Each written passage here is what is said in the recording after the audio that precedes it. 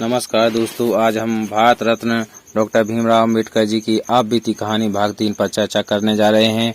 आशा करता हूं कि यह वीडियो आपको पसंद जरूर आएगा। तो हमारे चैनल को जिसने सब्सक्राइब अभी तक नहीं किया है वो सब्सक्राइब कर लें और एक बार हमारा वीडियो को लाइक कर दें। आपका बहुत बहुत धन्यवाद। तो चलिए आज का हम वीडियो यहाँ से स्टार्ट करते हैं। बाबा साहब धर्म परिवर्तन के बारे में कहते हैं। 10-12 साल हिंदू धर्म के अंतर्गत रहते हुए बाबा साहब अम्बेडकर ने हिंदू धर्म तथा हिंदू समाज को सुधारने, समता तथा सम्मान प्राप्त करने के लिए तमाम प्रयत्न किए हैं, परंतु सवर्ण हिंदुओं का हृदय परिवर्तन न हुआ। उल्टे उन्हें निंदित किया गया और हिंदू धर्म विनाशक तक कहा गया। साथ ही उसके बाद उन्होंने कहा था कि हमने हिंदू समाज की समानता का स्तर प्राप्त करने के लिए हर तरह के प्रयत्न और सत्याग्रह किए हैं, परंतु सब निरर्थक सिद्ध हुए। साथियों, हिंदू समाज में समानता के लिए कोई स्थान नहीं है। हिंदू समाज का यह कहना था कि मनुष्य धर्म के लिए है, जबकि अम्बेडकर मानना था कि धर्म मनुष्य के लिए है। अम्बेडकर जी ने कहा कि ऐसी धर्म का कोई मतलब नहीं है जिसमें मनुष्यता का कोई भी मूल्य नहीं हो। साथियों, जो अपने ही धर्म के अनुयायियों अछूतों को धर्म शिक्षा प्राप्त करने नहीं देता, साथियों नौकरी करने में बाधा पहुंचाता है, बात बात पर अपमानित करता है और यहाँ तक कि पानी तक नहीं मिलने देता, ऐसी धर्म में रहने का कोई मतलब नहीं निकलता।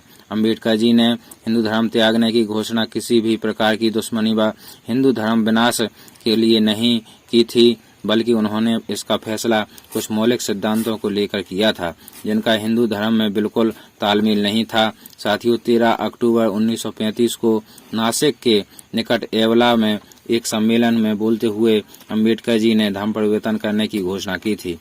कहा था, हालांकि मैं एक अछूत हिंदू के रूप में पैदा हुआ हूँ, लेकिन मैं एक हिंदू के रूप में हरगिज नहीं मरूंगा। साथियों, ये बाबा साहब ने कहा था। उन्होंने अपने अनुयायियों से भी हिंदू धर्म छोड़ कोई और धर्म अपनाने का आह्वान किया था। उन्होंने अपनी इस बात को भारत भर में कई सार्वजनिक सभाओं में भी दोहराया था। इस धर्म परिवर्तन की घोषणा के बाद हैदराबाद के इस्लाम धर्म के निजाम से लेकर कई ईसाई मिशनरियों ने उन्हें करोड़ों रुपए का प्रलोभन भी दिया था, पर उन्होंने सभी को ठुकरा दिया। साथियों, निसंदेह वो भी चाहते थे कि दलित समाज की आर्थिक स्थिति में सुधार हो, पर पराये धन पर आश्रित होकर नहीं, बल्कि उनके परिश्रम और संगठन होने से स्थिति में सुधार आ सकता है। इसके अलावा अम्बेडकर जी ने ऐसे धर्म को चुनना चाहते थे जिसका केंद्र मनुष्य और नैतिकता हो। साथियों, उसमें स्वतंत्रता, समता तथा बंधुत्व हो। वो किसी भी हाल में ऐसे धर्म को नहीं अपनाना चाहते थे जो वर्ण भेद तथा छुआछूत की बीमारी से जकड़ा हो, और न ही वो ऐसा धर्म चुनना चाहते थे जिसमें अंधविश्वास तथा पाखंडवाद हो। साथियों, बताते चलें, 21 मार्च 1936 के हरिजन में गांधी ने लिखा है कि जिसमें जब से डॉक्टर अम्बेडकर जी ने धर्म परिवर्तन की धमकी का बम गोला हिंदू समाज में फेंका है, उन्हें अपने निश्चय से डगाने की हर चंद कोशिशें की जा रही हैं। यही गांधी जी ने आगे एक जगह लिखते हैं, हाँ, ऐसे समय में सवर्ण सुधारकों को अपना हृदय टटोलना जरूरी है। उसे सोचना चाहिए कि कहीं मेरे या मेरे पड़ोसियों के व्यवहार से दुखी होकर तो नहीं किया जा रहा है। यह तो एक मानी हुई बात है कि अपने को सनातनी कहने वाले हिंदुओं की एक बड़ी संख्या का व्यवहार ऐसा है जिससे देश भर के हरिजनों को अत्यधिक असुविधा और खींच होती है। साथियों, आश्चर्य यही है कि इतने ही हिंदुओं ने धर्म परिवर्तन क्यों छोड़ा और दूसरों ने भी क्यों नहीं छोड़ दिया। साथियों, यह तो उनकी प्रशंसनीय वफादारी या हिंदू धर्म की श्रेष्ठता ही है जो उसी धर्म के नाम पर इतनी निर्दयता होते हैं, और साथियों लाखों हरिजन उसमें बने हुए हैं। अम्बेडकर जी ने धर्म परिवर्तन की घोषणा करने के बाद 21 वर्ष तक के समय के बीच उन्होंने विश्व के सभी प्रमुख धर्मों का गहन अध्ययन किया। उनके द्वारा इतना लंबा समय लेने का मुख्य कारण यही था कि वो चाहते थे साथियों कि जिस समय वो धर्म परिवर्तन करें, उनके साथ ज्यादा से ज्यादा उनके अनुयायी धर्मांतरण करें। साथियों, अंबेडकर जी बौद्ध धर्म को पसंद करते थे क्योंकि उसमें 3 सिद्धांतों का समन्वय रूप मिलता है जो किसी अन्य धर्म में नहीं मिलता। साथियों, बौद्ध धर्म प्रज्ञा यानी अंधविश्वास तथा अति प्रकृतिवाद के स्थान पर बुद्धि का प्रयोग होता है। साथियों, करुणा, प्रेम और समता समानता की शिक्षा देता है। उनका कहना था कि धर्म मनुष्य इन्हीं बातों को शुभ तथा आनंदित जीवन के लिए चाहता है। देवताओं और आत्मा समाज को नहीं बचा सकते। अंबेडकर जी ने के अनुसार सच्चा धर्म वही है जिसका केंद्र मनुष्य तथा नैतिकता हो। साथियों, विज्ञान तथा बौद्धिक तत्व पर आधारित हो, ना कि धर्म का केंद्र ईश्वर आत्मा की मुक्ति और मोक्ष के साथ हो। साथियों, साथ ही उनका कहना था कि धर्म का कार्य विश्व का पुनर्निर्माण करना होना चाहिए, न कि उसकी उत्पत्ति और अंत की व्याख्या करना होना चाहिए।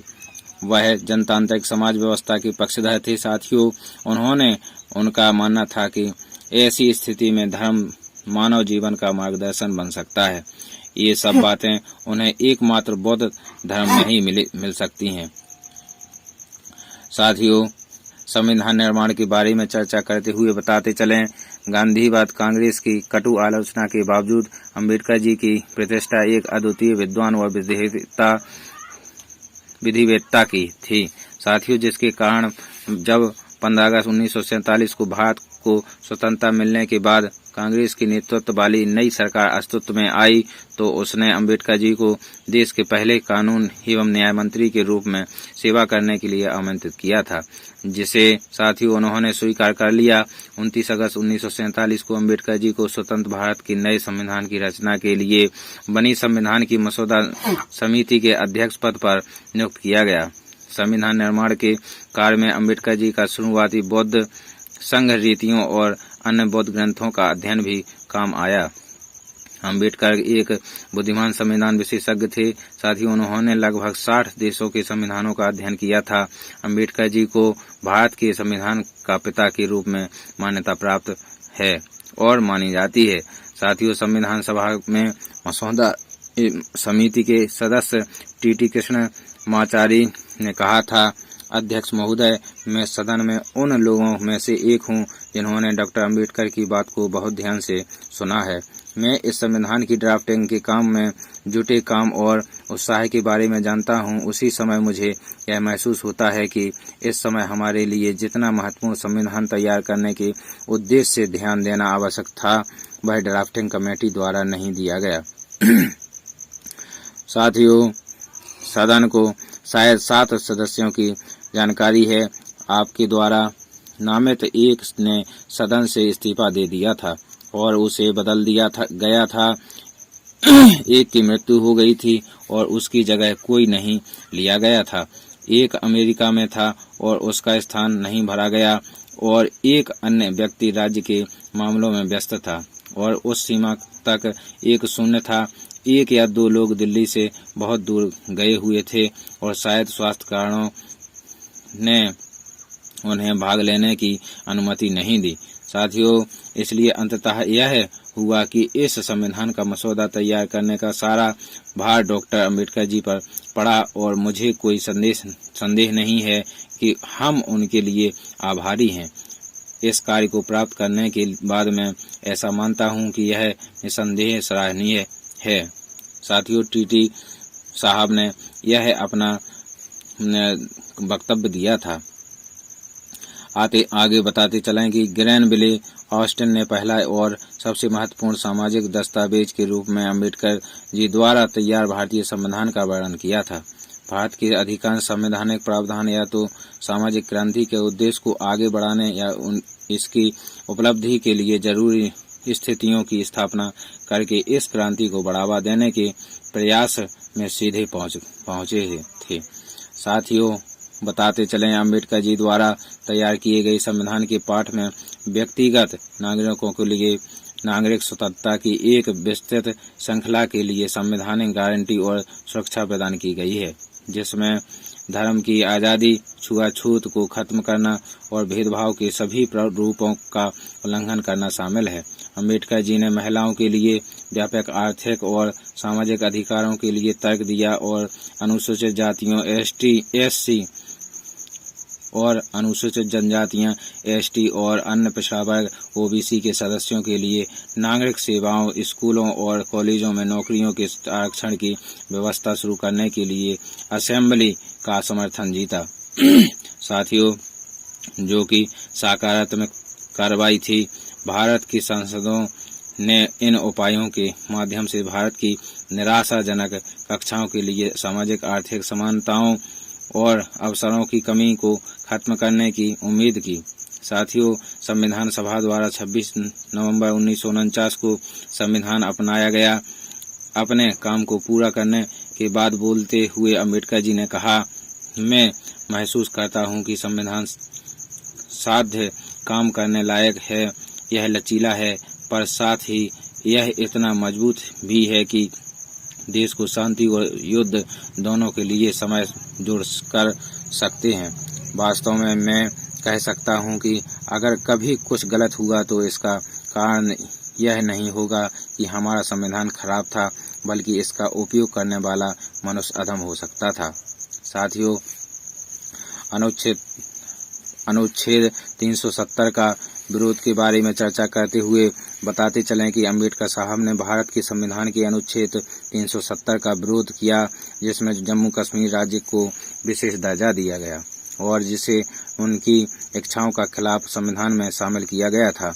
बलराज माधोक ने कहा था कि अम्बेडकर ने कश्मीरी नेता शेख अब्दुल्ला को स्पष्ट रूप से बताया था, आप चाहते हैं कि भारत को आपकी सीमाओं की रक्षा करनी चाहिए, उसे आपके क्षेत्र में सड़कों का निर्माण करना चाहिए, उसे आपको अनाज की आपूर्ति करना चाहिए और कश्मीर को भारत के समान दर्जा देना चाहिए। साथियों, लेकिन भारत सरकार के पास केवल समिति शक्तियां होना चाहिए और भारतीय लोगों को कश्मीर में कोई अधिकार नहीं होना चाहिए। इस प्रस्ताव को सहमति देने के लिए मैं भारत के कानून मंत्री के रूप में भारत के हितों के खिलाफ एक अविश्वासघाती बात होगी, यह कभी नहीं करेगा। फिर अब्दुल्ला ने नेहरू से संपर्क किया, जिन्होंने उन्हें गोपाल स्वामी आयंगार को निर्देशित किया, जिन्होंने बदले में वल्लभ भाई पटेल से संपर्क किया और कहा कि नेहरू ने इसके का वादा किया था। अब्दुल्ला विशेष स्थिति पटेल द्वारा अनुच्छेद पारित किया गया, जबकि नेहरू एक विदेश दौरे पर थे जिस दिन लेख चर्चा के लिए आया था। अम्बेडकर जी ने इस पर सवालों का जवाब नहीं दिया। साथियों, लेकिन अन्य लेखों पर भाग लिया। सभी तर्क कृष्ण स्वामी अयंगार द्वारा किए गए थे। साथियों, आगे बताते चलें कि पक्षधर थे और कश्मीर ने अम्बेडकर वास्तव में समान नागरिक संहिता के पक्षधर थे और कश्मीर के मामले में धारा 370 का विरोध करते थे।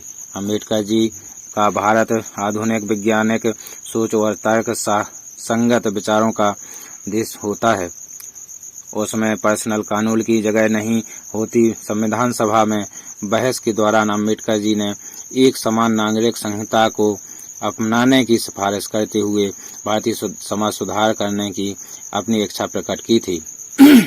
आगे बताते चलें, 1951 में संसद में अपने हिंदू कोड बिल हिंदू संहिता विधेयक के मसौदे को रोके जाने के बाद अम्बेडकर जी ने मंत्रिमंडल से इस्तीफा दे दिया था।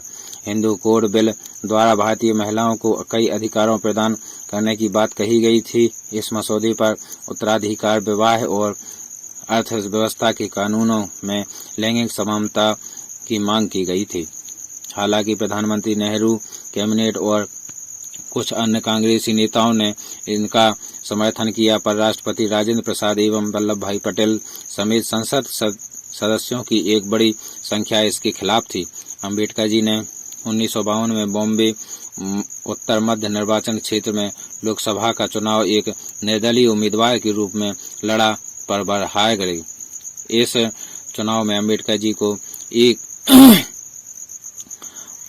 12,03,576 वोट तथा नारायण सडोबा काजोलकर को 13,08,137 वोटों का मतदान किया गया। मार्च 1952 में उन्हें संसद के ऊपरी सदन यानी राज्यसभा के लिए नियुक्त किया गया और इसके बाद उनकी मृत्यु तक वो इस सदन के सदस्य रहे हैं। साथियों, आर्थिक नियोजन के बारे में आगे चर्चा करते हुए बताते चलें कि अम्बेडकर एक विदेश से अर्थशास्त्र में डॉक्टरेट की डिग्री लेने वाले पहले भारतीय थे। उन्होंने तर्क दिया था कि औद्योगिकीकरण और कृषि विकास से भारतीय अर्थव्यवस्था में वृद्धि हो सकती है। उन्होंने भारत में प्राथमिक उद्योगों के रूप में कृषि में निवेश पर बल दिया। शरद पवार के अनुसार अम्बेडकर जी के दर्शन ने सरकार को अपने खाद्य सुरक्षा लक्ष्य हासिल करने में मदद की। साथियों, अम्बेडकर जी ने राष्ट्रीय आर्थिक और सामाजिक विकास की वकालत की। शिक्षा, सार्वजनिक स्वच्छता, समुदाय स्वास्थ्य, आवासीय सुविधाओं को बुनियादी सुविधाओं के रूप में जोर दिया। उन्होंने ब्रिटिश शासन की वजह से हुए विकास के नुकसान की गणना की। साथियों, भारतीय रिजर्व बैंक अम्बेडकर जी को एक अर्थशास्त्री के तौर पर प्रशिक्षित किया गया था और 1921 को तक एक पेशेवर अर्थशास्त्री बन चुके थे। जब वह एक राजनीतिक नेता बन गए तो उन्होंने अर्थशास्त्र पर 3 विद्वत्तापूर्ण पुस्तकें भी लिखी हैं। साथियों, आगे बताते चलें कि भारतीय रिजर्व बैंक RBI अम्बेडकर के विचारों पर आधारित था और जो उन्होंने हिल्टन यंग कमीशन को प्रस्तुत किए थे। साथियों, दूसरे विवाह के बारे में बताते चलें कि अम्बेडकर जी की पहली पत्नी रमाबाई की लंबी बीमारी के बाद 1935 में निधन हो गया। 1940 के दशक के अंत में भारतीय संविधान के मसौदे को पूरा करने के बाद वह नींद के अभाव से पीड़ित थे। साथियों, उनके पैरों में न्यूरोपैथिक दर्द था और इंसुलिन और होम्योपैथिक दवाएं ले रहे थे। वह उपचार के लिए बॉम्बे मुंबई गए और वहां डॉक्टर शारदा कबीर से मिले, जिनके साथ उन्होंने 15 अप्रैल 1948 को नई दिल्ली में अपने घर पर विवाह किया था। डॉक्टरों ने एक ऐसे जीवन साथी की सिफारिश की जो एक अच्छा खाना पकाने वाली हो और उनकी देखभाल करने के लिए चिकित्सा का ज्ञान होना चाहिए। डॉक्टर शारदा कबीर ने विवाह के पश्चात सविता अम्बेडकर नाम अपनाया और उनके बाकी जीवन में उनकी देखभाल की। सविता अम्बेडकर जी, जिन्हें माई या माई साहब कहा जाता था, का 29 मई 2003 को नई दिल्ली के मेहरौली में 93 वर्ष की आयु में निधन हो गया। साथियों, आगे बताते चलें कि बौद्ध धर्म के परिवर्तन के बारे में चर्चा करें। सन 1950 के दशक में भीमराव अम्बेडकर बौद्ध धर्म के प्रति आकर्षित हुए और बौद्ध भिक्षुओं व विद्वानों के एक सम्मेलन में भाग लेने के लिए श्रीलंका तब सिलोन गए। पुणे के पास एक नया बौद्ध विहार को समर्पित करते हुए डॉक्टर भीमराव अम्बेडकर जी ने घोषणा की कि वो बौद्ध धर्म पर एक पुस्तक भी लिख रहे हैं और जैसे ही यह समाप्त होगी वो औपचारिक रूप से बौद्ध धर्म अपना लेंगे। 1954 में अम्बेडकर जी ने म्यांमार का 2 बार दौरा किया। दूसरी बार वो रंगून में तीसरे विश्व युद्ध फेलोशिप के सम्मेलन में भाग लेने के लिए गए थे। 1955 में उन्होंने भारतीय बौद्ध महासभा यानी बुद्धिस्ट सोसाइटी ऑफ इंडिया की स्थापना की। उन्होंने अपने अंतिम प्रसिद्ध ग्रंथ द बुद्ध एंड हिज धम्म को 1956 में पूरा किया।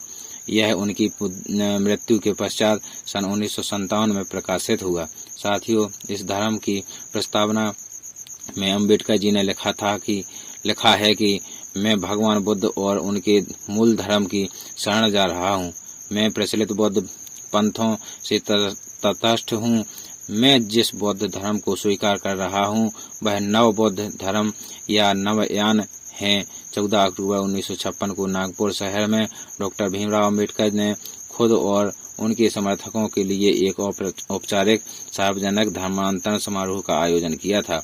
प्रथम डॉक्टर अम्बेडकर जी ने अपनी पत्नी सविता एवं कुछ सहयोगियों के साथ भिक्षु महास्थवीर चंद्रमणि द्वारा पारंपरिक तरीके से त्रिरत्न और पंचशील को अपनाते हुए बौद्ध धर्म ग्रहण किया था। इसके बाद उन्होंने अपने 5 लाख अनुयायियों को त्रिरत्न, पंचशील और 22 प्रतिज्ञाएं देते हुए नवयान बौद्ध धर्म में परिवर्तन किया था।